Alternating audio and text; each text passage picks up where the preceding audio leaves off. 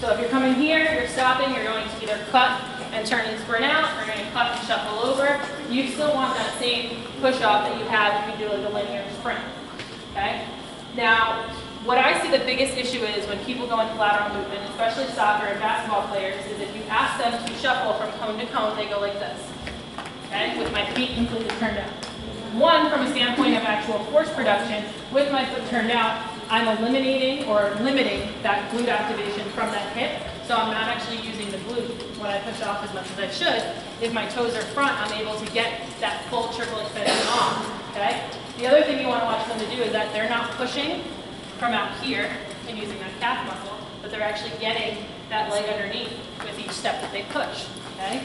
The main reason, though, from an injury standpoint of why you want them to have their toes nice and closed there is ACL injuries. If I am cutting here and the ball goes this way and I need to open up and go that way, it's a lot safer if my foot was closed than if it's out. Okay?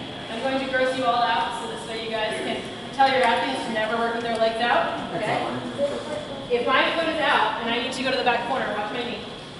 Look how much torque goes on that knee. Okay, now imagine if my cleat got stuck in the ground, if somebody's foot was there, whatever it is, where I go to turn quick and sprint out, that knee angle, not so good. Okay? Not very healthy for you. I do. Sure? So that's not very healthy. Those are dancer's knees for you, nice and flexible and bendable. Okay? Now, had I had my foot front, if I need to step in that direction, that's a much safer knee angle than it was. I was all the way up there. So, are you guys grossed out enough to teach your athletes to kind of put those toes in when they're doing all their work? A little bit. Okay? So now, how do we teach them that? Like I said, we need to back their brains up to that of a toddler where they need to learn something for the first time. I can sit here and I can have them just do a regular lateral walk. Step out, in, nice and low. Okay? Good way to strengthen them in that walk is by using a minivan. Okay? I can strap this all nice around my ankles. Okay? You're going to have them step out and in. Out and in. They're going to fire their glutes. Their hips will be burning by the time you make them go down 15, 20 yards and back. Okay? Focusing on those toes being out. What you don't want to see is this. Nice up and down, nice cheating. You don't want them going like this, like they all try to do when you're not looking. Okay? Make sure they're staying nice and low. Pushing that hip out to the side. Okay? Another one you can do if you don't have minivans, you want to kind of advance their therapy exercises, especially if it's someone, post ACL injury where it's just getting back. You can just have them do simple step out, squat, back up. Step out, squat, back up. Try to advance them a little bit for them so they're not getting so bored. Once they are good to go, with that, they've got their minivans down, you're going to have them do a lateral shuffle. So you're going to have them focus on that push off from that back leg, shuffling out, pushing back. Okay? Once they're able to do that, you want to advance them into actually utilizing their hip load to be able to push off. So now they've got that stance, you want them when they're about to cut to use this to push off, whether it's to move lateral, move linear, move on a diagonal. You want them to be able to push. Want to demonstrate? Just right, left, right, left. With that hip load on that side. Okay. So next, the way I would advance it, by putting down some hurdles. So all he's going to do is a simple press up. He's going to do a right foot, left foot in each. So he's just going to drive knee up, toe up through each hurdle. When he gets down to the outside, you only want one foot to come out, so you load this hip to push back and drive back through. Okay, so you allow him to do it for 15, 20, 30 seconds, whatever your protocol calls for that day. Go ahead, John. I mess this up, so you know. I got it on tape. Yeah, we've got film. You can take that back to fast twitch later. There you go. And then you have them speed it up and just continue through. Good. You guys make me nervous, man. Okay? Slide over here now. The next one that I would have them do, is once they grasp that, you're going to have them do a 3-hurdle crossover. Okay? I'll go with this one. Better this one there. Not as good as I am. Okay. So with this one, what they're going to want to do is they're going to want to push off their inside leg. We are going to make them push off their outside leg.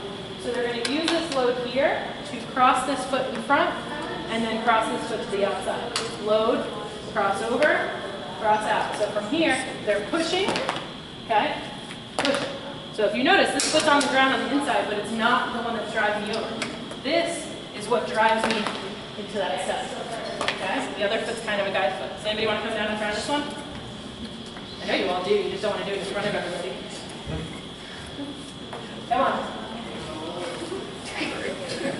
Glasses off, maybe. Well, Glasses, yeah. Phone. Remember not to stop the feet. Okay, so you're going to push off of this outside leg, cross it in front. So from here, you go across and out. There you go. Now push off that outside leg. Good. Yeah, so you got to make them focus on this. That's why this is an advancement on the other exercises. You got it. Try it again. Okay, getting better. Drive up. There you go. So you drive this, drive.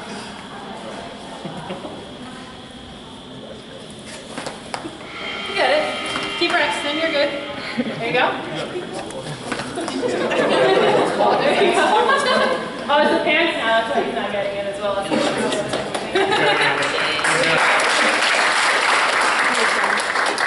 Alright. So now, we want to do a little multi-directional with the linear and the lateral, kind of do a little bit of everything.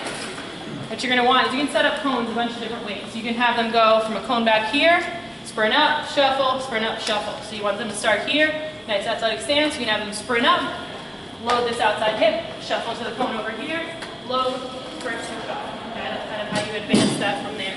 Does anybody have any other ideas or questions about how to advance something, or something that you're wondering, hey, would this work, would that work?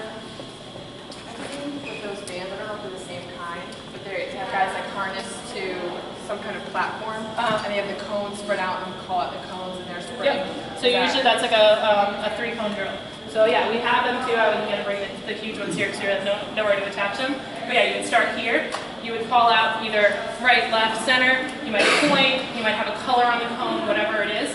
So from here, if I'm sprinting out to the cone over here, my emphasis is on pushing off of this back leg and driving open to the side there. Sprint, back pedal back.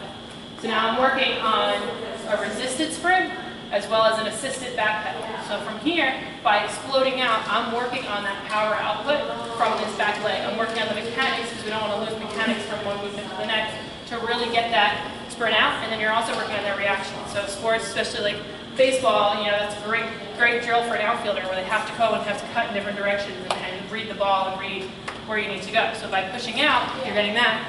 Once they get down to the cone and they have to back pedal back, you're actually working on their ground contact time because it's pulling them back as they go. So it's kind of a multi-fold exercise. It's a great one to teach. Any other questions? You guys just want to put the hands on top? You guys can grab it, whatever you guys want. I'm going to work on some lateral stuff, linear stuff. If you guys have questions, you know, let us know. We'll be happy to help. But nobody else has any other suggestions of exercises, questions of what you think might work? How do you, so you talk about like linear and lateral, what about like jumping? Do you jump mechanics, things like that? Okay, jump mechanics. If you looked at some of the slides, we talked briefly about the jump. So when it comes to jumping, the main issue that I see, and I go to a lot of the combines, hanging sparks, everything like that, every kid thinks that by going like this, they're going to magically jump as high as they can and hit the vertex as high as they can, or they're going to jump and get that jump pad as high as, you know, as they want it to go. Okay? That might be true. They might get a 27-inch vert by going like this. Okay? And if I teach them the right way today, they might only get a 25-inch vert. But guess what? Their 27 that they got with their chest down, that's going to stay. They're not going to get much higher than that. When they drop to that 25 and they finally learn how to use those glutes the right way, they're going to shoot up to that 29 and 30-inch vert. So when you teach that, you want to start them in the nice athletic stance. Okay? So in athletic stance, this is how I teach the little kid. Okay? Toes front, about shoulder width apart, chest is up, you hit your hips backwards, okay, because that'll teach them how to stick their butt out, which a lot of them can't do. Then you bend their knees, okay? If I teach them to bend their knees first, they all go like this. They're not going to get any glute activation out of going like this. And then you're like, put your butt out, and they're like, they don't do it. I make them literally hit their hips backwards like this, and then bend their knees. And naturally, they get into that nice athletic stance that they swear they can't get into. Okay, so right from here, keeping that chest up, you want to teach them to drop down and back, and then explode straight up. Okay, the counter movement is what gets you up there. So it's that quick, it's like an elastic band in your muscles. that quick sling back and that slingshot. So right from here, quick down, explode up, land in a nice athletic stance. So progressions for jumps that I would do, I usually start them with a box drop first, okay? You can't learn how to jump until you learn how to land. So they step up on a mat, 12-inch box, just step off, land, okay? Work on keeping that chest up. Another great one is just a med ball box squat, okay? Holding the med ball in front, kind of go down, sit on the box, squeeze those glutes, make sure they're firing their glutes straight back up. So that's going to be a little trick to get them to fire. It's going to be a trick to get them to eccentrically load the way you want them to load when they work on that landing. Then you put them up and you put them into a jump. You can do a counter movement jump where they drop off the box, okay, explode up over a hurdle, work on that second landing. You can have them do a bunch of different ways. Now obviously when you want to talk about increasing their vert, you're going to have to test them every couple weeks and see are they getting that vert, are they getting that more explosiveness. But the main thing is, okay, being in that nice athletic stance, you want a quick counter movement, and you want to make sure that they're not dropping that chest down. As soon as they drop that chest down, they're eliminating that activation from the glute and they're jumping with their quads, which, like I said, might be beneficial for them at first, but once they learn it the right way, they'll reach above that plateau. Any other questions? Comments, concerns? You guys don't want to ask questions in front of a large group? You don't want people to know what you don't know? I was like that too, don't worry. I'd always be like at the end, like, so about this one. So yeah, as far as Fast Switch goes, like I said, John, Sophia, and I will all work there. We're actually opening up a new facility, which should be open soon, as in like the next 10 days-ish. I don't want to say for sure what day, because it could be 11, and then I could be wrong. It's actually down south in the Pinecrest area, so not too far from you guys. As far as our other facility, our FT headquarters, we are located up in Miami Shores. I know a few of you have been up there before, so anytime you guys want to come up, check it out, just stop in, let me know. Just give me a call, I can get you into either facility, whatever one you guys want to go check out and see. It's really a great place. Our facility up north is 15,000 square feet. Joelle can attest to the fact that the place is massive and has lots of fun stuff in it. So there's a huge regulation-sized basketball court. We have a turf training area. We have an upstairs that has a 50-yard turf track that we can do sprints on. We can do sled work on. The down south facility is going to be a little bit smaller because it doesn't have a basketball court, but it's still a 5,600 square foot facility, which has a huge turf training area. The turf training area in the south facility is actually 3 times the size as the one that's in the north facility, just because of the setup and how we have ours separated in the north facility to the upstairs and downstairs turf area. So not too bad. I know John had fun playing all the turf down last weekend. So. But yeah, so you guys should all have my cards. I gave them out in the VA class. If not, there's more up in the front. I can get you guys those. But if you have any questions ever, feel free to call, text, email me. I'm happy to answer. I think that that's kind of big on what we need to see from people, especially within the athletic training realm and the sports realm. Is call those people up, ask them the questions. How many times do you guys have an injury or something that you're like, man, this isn't where I thought it was going to go, or I haven't seen this. I have people that I've worked with. I know Joelle knows I worked for ESPN Wide World of Sports in Orlando a couple years back, and I worked there with 13 different other athletic trainers. And to this day, there's still group messages, there's still this, there's still that. Hey, did you guys know about this? Have you heard about this? What do you think about this treatment? And everybody's kind of branched out. They're not all athletic trainers anymore. Some are PTs, some are OTs, some are PAs, whatever realm that they've taken. I've taken a different realm than the general athletic trainer role, but we all can kind of help each other and get those answers to what we need. So feel free whenever. Use me as a resource. Just don't quote what I say on any of your papers. Thank you for having us. Yes, thank you. I really appreciate it.